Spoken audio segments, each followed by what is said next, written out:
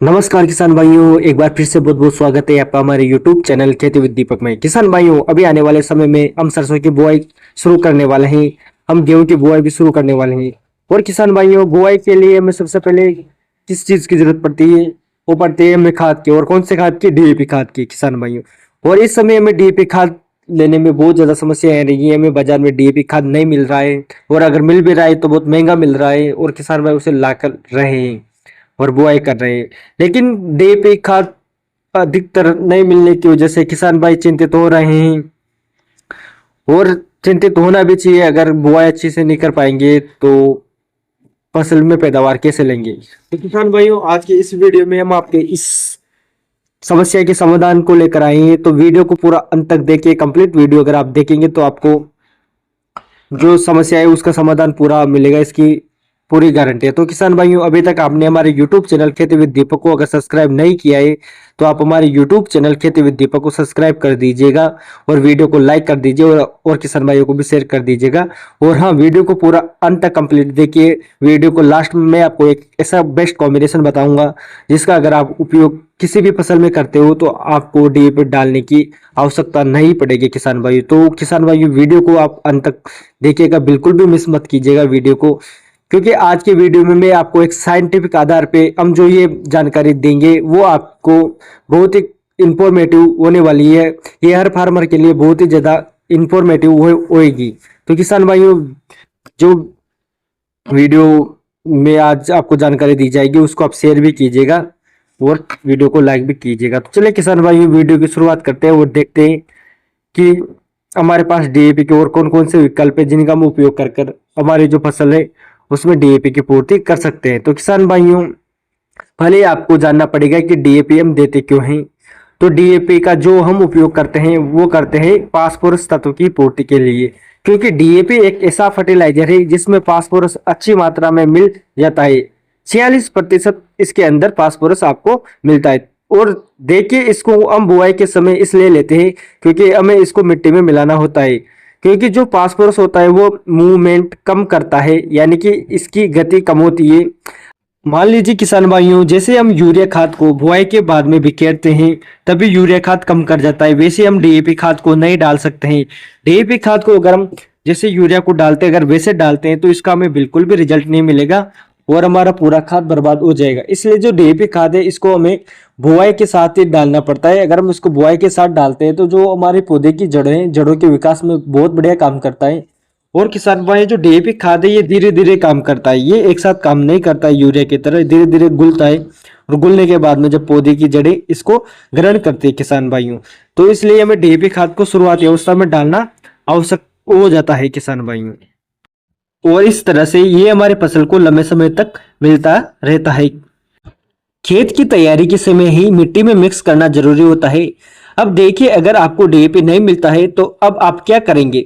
तो पहला सोर्स देखिए, आप अपने खेत के अंदर कई सालों से आप लगातार DAP डालते आ रहे हैं। अब देखिए, DAP लगातार डालने से क्या होता है कि जो हमारा DAP है, DAP के अंदर 46% फास्फोरस होता है, उसका बहुत ही कम हिस्सा, यानी कि आधे से भी कम, मतलब 23% से भी कम हिस्सा हमारे पौधे को मिल पाता है। बाकी उतना ही हिस्सा लगातार वह क्या हो रहा है, वो हमारी मिट्टी में फिक्स हो रहा है, क्योंकि जो फास्फोरस है वो आई रिएक्ट करता है, यानी कि जो मिट्टी में तत्व होते हैं उनके साथ रिएक्ट करके अंदर कंपाउंड बना लेता है। जैसे कैल्शियम के साथ मिलकर ये डाई कैल्शियम फोस्फेट बना लेता है, या ट्राई कैल्शियम फोस्फेट बना लेता है, जो इनसोल्यूबल होते हैं, यानी कि वो घुलते नहीं है आसानी से, जिससे हमारा ये फिक्स फॉर्म में चला जाता है। अब ये फिक्स फॉर्म में जाने के कारण हमारी मिट्टी को भी कठोर कर रहा है। देखिए, मिट्टी हमारी हाई होती जा रही है, उसका कारण यही है, मिट्टी को भी कठोर करता है और हमारे पौधे को उपलब्ध नहीं हो पाता। तो इसलिए अगर आपको 1 साल 2 साल अगर DAP ना मिले तो आप अपने जमीन के अंदर भरपूर जो फास्फोरस है वो पड़ा है, आप केवल उसी को अगर सोल्यूबल बना ले, यानी कि जो वो फिक्स फॉर्म में है चला गया है, उसकी फिक्सेशन को आप तोड़वा दे, तो वो हमारे पौधे को अवेलेबल हो जाएगा। और ये आप कर सकते हैं बहुत कम खर्चे में। बहुत कम खर्चे में कैसे? कि आपको केवल और केवल मार्केट से जो फास्फोरस सोल्यूबलाइजेशन बैक्टीरिया है वो आपको लाना है।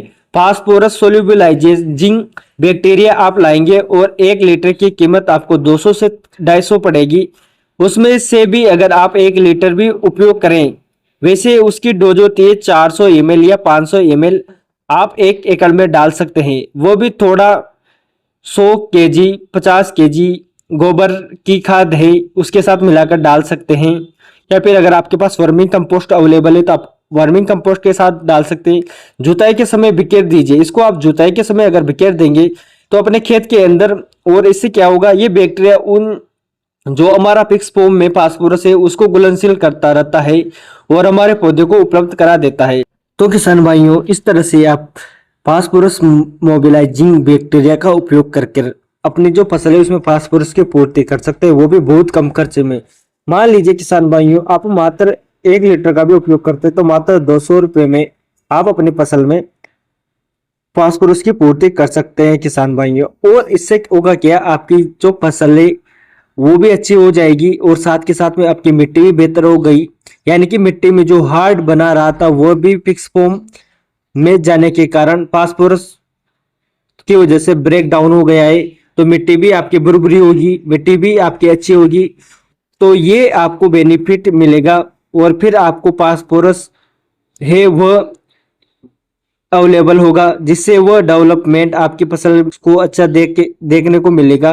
तो किसान भाइयों, फला तरीका यह है कि अगर आपको 1-2 साल डीएपी नहीं भी मिलता है तो आप 1-2 साल फास्फोरस मोबिलाइजिंग बैक्टीरिया का उपयोग कर अपनी जो फसल है उसमें फास्फोरस की पूर्ति कर सकते हैं किसान भाइयों। और किसान भाइयों, अगर हम लगातार अपनी फसल में डीएपी का उपयोग करते रहेंगे और कुछ डीएपी फसल को लगेगा और बाकी जो डीएपी है वो हमारे खेत में पड़ा रहेगा, तो इस कारण से जो डीएपी है उसकी वजह से जो हम जिंक डालेंगे वो जिंक भी हमारे पौधे को नहीं लगेगा, क्योंकि अगर खेत में फास्फोरस पड़ा रहेगा तो वो जिंक को भी ब्लॉक कर देगा और जिंक भी जो है हमारी फसल को नहीं लगेगा। और किसान भाइयों, अगर जिंक हमारी फसल को नहीं लगेगा तो इसका भी हमारी फसल में बहुत ज्यादा प्रभाव पड़ेगा, क्योंकि मैं आपको बताऊंगा कि जिंक किस तरह से काम करता है किसान भाइयों। जिंक जो है पौधे की अच्छी जड़ डेवलपमेंट के लिए, पौधे की ग्रोथ के लिए जिंक बहुत ही जरूरी होता है। जिंक की कमी हो जाए तो पौधे की ग्रोथ आएगी नहीं, तो इसलिए फास्फोरस ज्यादा होने से जिंक नहीं मिलेगा तो फसल आपको अच्छी नहीं देखने को मिलेगी। तो इसलिए हम अगर फास्फोरस नहीं देंगे, फास्फोरस मोबिलाइजिंग बैक्टीरिया अगर हम डालते हैं तो उससे क्या होगा, जो फास्फोरस पड़ा है उसका भी वह उपलब्ध हो जाएगा। इस वजह से फास्फोरस जमीन में ज्यादा नहीं बढ़ेगा, और अगर जमीन के अंदर फास्फोरस अधिक मात्रा में नहीं रहेगा तो पौधा भी जिंक को लेने लग जाएगा, और पर्याप्त मात्रा में अगर पौधा जिंक को लेगा तो उससे का प्रभाव हमारी फसल पर भी देखने को मिलेगा। फसल की जो जड़ ग्रोथ है वो भी फसल की अच्छी होगी, साथ के साथ में फसल भी अच्छी होगी किसान भाइयों। अब बात करते हैं किसान भाइयों दूसरे सोर्स की। ये तो हुआ पहला सोर्स हमने बताया। अब दूसरे सोर्स में आपको कौन सा खाद लेकर आप जो डीएपी की पूर्ति कर सकते हो किसान भाइयों, तो आपको लेना है टीएसपी। टीएसपी जो होता है उसके अंदर 46% फास्फोरस पाया जाता है। जितना हमारे डीएपी खाद में फास्फोरस होता है उतना ही टीएसपी के अंदर फास्फोरस होता है किसान भाई। जो टीएसपी होता है उसमें 46% फास्फोरस होता है, जो डीएपी के बराबर होता है। लेकिन किसान भाइयों, टीएसपी जो होता है उसमें नाइट्रोजन बिल्कुल नहीं होता, इसलिए अगर हम टीएसपी का उपयोग करते हैं तो उसके साथ में हमें 9 से 10 किलो अलग से यूरिया मिला लेना है किसान भाइयों। उससे हमारी जो फसल है उसमें नाइट्रोजन की पूर्ति भी हो जाएगी। और किसान भाइयों, आप इसको जो टीएसपी है उसके साथ में 9 किलो यूरिया मिलाकर आप इसको अच्छी तरह से जमीन में मिला दीजिए, आपको उतना ही रिजल्ट मिलेगा जितना आपको डीएपी खाद का मिलता है किसान भाइयों। टीएसपी में अगर आप यूरिया मिला लोगे तो इसमें जो डीएपी के अंदर 18-46 का कॉम्बिनेशन होता है नाइट्रोजन और फास्फोरस का, वही कॉम्बिनेशन हमारे टीएसपी खाद का हो जाएगा जो डीएपी का हो रहा है। तो अगर आप इस तरह से यूज करते हो तो आप डीएपी की आपको बिल्कुल भी आवश्यकता नहीं पड़ेगी, आप टीएसपी के साथ में भी अच्छा काम अपनी फसल में करवा सकते हो किसान भाइयों।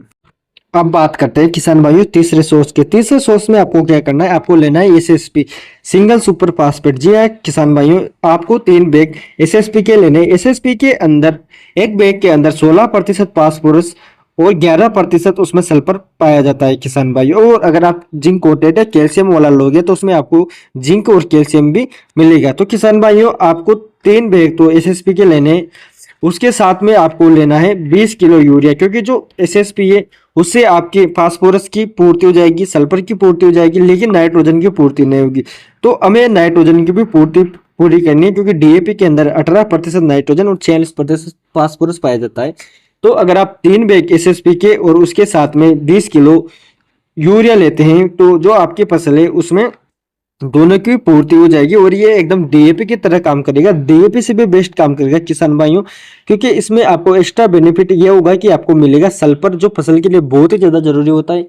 और अगर आप जिंक कोटेट और कैल्शियम वाला लोगे तो उसमें आपको जिंक भी मिलेगा और कैल्शियम भी मिलेगा, जो दोनों ही बहुत ही ज्यादा इंपॉर्टेंट है। तो जो तीसरा सोर्स है ये आपके लिए बहुत ही उपयोगी होने वाला है किसान भाइयों। अगर आप इसका उपयोग करते हैं तो आपको डीएपी की बिल्कुल भी आवश्यकता नहीं पड़ेगी और आप 3 बैग एसएसपी प्लस 1 बैग मतलब 20 किलो यूरिया अगर आप लेते हैं तो उससे आपकी जो डीएपी की पूरी पूर्ति हो जाएगी किसान भाइयों। तो मैंने आज आपको 3 सोर्स बताए हैं डीएपी के। अगर आपको डीएपी समय पर अवेलेबल नहीं होता है तो आप चिंता बिल्कुल भी मत कीजिएगा। आप इन तीनों सोर्स में से कोई सा भी सोर्स का उपयोग कर कर अपनी जो फसल है उसमें फास्फोरस की पूर्ति कर सकते हैं, या मैं सीधी भाषा में कहूँ आप डीएपी की पूर्ति कर सकते हैं किसान भाइयों। तो आपको बिल्कुल भी चिंता करने की आवश्यकता नहीं है। अगर आपको डीएपी नहीं मिल रहा है तब भी आपके पास बहुत सारे सोर्स है जिनका उपयोग अगर आप करते हैं तो आपकी जो फसल है उसमें आप डीएपी की पूर्ति कर सकते हैं किसान भाई। और किसान भाइयों अगर इसके अलावा भी मैं बात करूं, जैसे हमारी जो सरसों की फसल है, सरसों की फसल में मेन 4 पोषक तत्वों की आवश्यकता होती है। बात करें नाइट्रोजन की, फास्फोरस की, पोटास की और उसके साथ में सल्फर की। तो किसान भाइयों अगर सरसों की जो फसल है उसकी अगर आप बुआई करते हैं तो उसके लिए आपको सबसे बेस्ट रहेगा एनपीके 20-20-0-13। जी हाँ किसान भाइयों, जो एनपीके 20-20-0-13 आता है उसमें आपको नाइट्रोजन भी मिलेगी, फास्फोरस भी मिलेगा और सल्फर भी मिलेगा किसान भाइयों। और बचा पोटास, पोटास आप अलग से यूज कीजिएगा किसान भाइयों। 10 किलो पोटास प्रति हेक्टेयर के हिसाब से आपको अलग से उपयोग कर लीजिए। उसमें आपकी जो सरसों की फसल है उसकी उपज आपको बहुत ही शानदार मिलेगी, इसमें बिल्कुल भी आश्चर्य नहीं है किसान भाई। तो चलिए किसान भाइयों, आज की वीडियो में मैंने आपको ये जो जानकारी बताई है वो आपको कैसे लगी है, ये आपके लिए उपयोगी है नहीं है, हमें कमेंट बॉक्स में जरूर बताइएगा।